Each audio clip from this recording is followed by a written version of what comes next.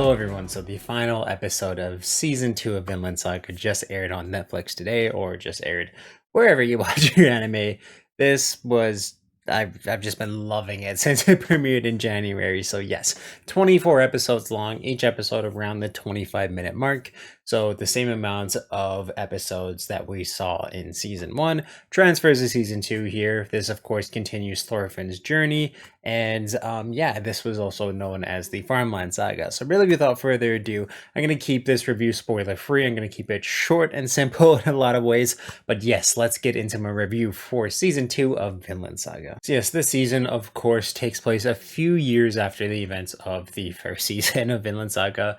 We find out that Thorfinn was sold into slavery and he has been living on a farm as a slave worker for the last couple of years. We get introduced to a character known as Inyar, who again to his family is killed in front of him, and he is also sold into slavery to the same farm. Kettle's farm is what I'll call it from now on, because it's owned by a man named Kettle.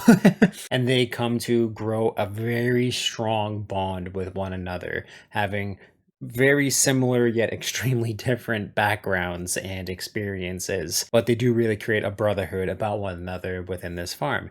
And as events transpire, of course, too, they find that they're given a lot of freedom on this farm. They have a goal to work towards, where once they cultivate this whole forest lands and turn it into a farm field, they will be able to use again to the profits from whatever they grow, and again too just buy their freedom back. So there's so much for them to work for, so much for them to bond over, and it was amazing seeing their relationship grow throughout the entirety of this, from again to being complete strangers, hashing out their differences, learning that Thorfinn once was just like the people who killed Inyor's family, to having them again to work towards this shared goal, care about all the other farm workers, care for each other when war comes to the farm in form of Canute. Canute makes his again to his return in this, and he has changed in a lot of ways, and it makes for some amazing conversations, amazing politics, and just amazing discourse about power and rule and slavery and just friendship in a lot of ways too.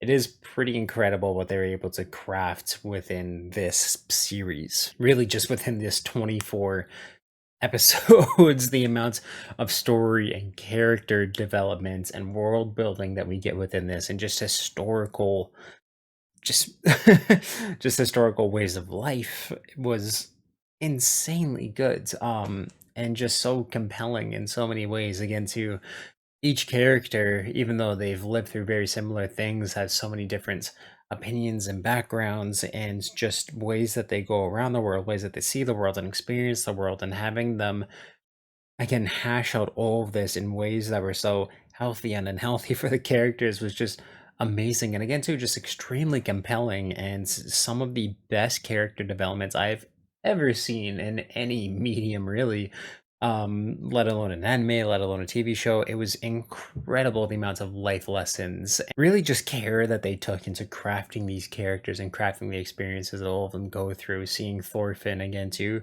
completely change as a person was something absolutely incredible, and makes you fall in love and just root for him and everything that he does, especially by the end of the season. It's really, really good. Of course, too, where the first season was really heavy on action, war, politics, you don't really get that within this season until maybe the last few episodes. Still, we're nowhere near the scale as it was in season 1, but when they do get down to the action, it's so slick, it's so impactful in so many ways. It drives the story forward, which action should always do, and what this show always does. It's really incredible what they're able to craft. And again, so you're just even seeing how all these different characters react to war was something absolutely incredible. And again, too, really with Vinland Saga, I don't want to get into the spoilers too much, but it's so incredible the way that they were just able to tell this story and have so many characters come in and out of the show and leave such a lasting impact on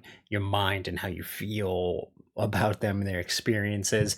People you really want to root for, and you want their freedom, but you understand the again to the slavers, their opinions and everything as well. And it just it's very gray. Nothing's black and white. It's very gray, and that's where they were able to again to just draw so many things that were so compelling and really worth exploring. And it didn't waste a second doing any of this. Every single scene was really perfection in my eyes. It's so good, and again too by the end of the series, I'm sorry, by the end of the season, it really lets you know where this show is going to go moving forward, and I can't wait for that to come. And again, too, really with everything taken together, I think that's all that I can say without spoiling it too much. But season two of Vinland Saga was perfect to me, and that means it gets my highest really regard that I can give anything, let alone it being a 10 out of 10 for me. It's just absolutely incredible. I think it's something that everyone should explore and watch, especially if you're like me and you love everything to do with Norse culture and mythology and all that stuff. It's so well crafted. It's just absolutely amazing. And again, too perfect in my eyes. It's easily become probably my favorite anime of all time. I think it's just absolutely incredible. It's a slow season, but really, it's just so amazing at crafting all of these characters and something that was so necessary for moving forward. And I can't wait to see how they take just this amazing character and world building and move this onto future seasons. Because yeah, this was just an absolutely amazing season, and I think everyone needs to experience Vinland Saga. So please in the comments down below, if you've seen season 2 of Vinland Saga, let me know what you thought about it. And of course, if you like this review, definitely give it a thumbs up, and you can check out everything I do on this channel through the playlist down below, and I'll link them up top here for convenience sake. Thank you for subscribing and turn that little ring around so you know when I upload new videos. And yeah, just awesome, guys.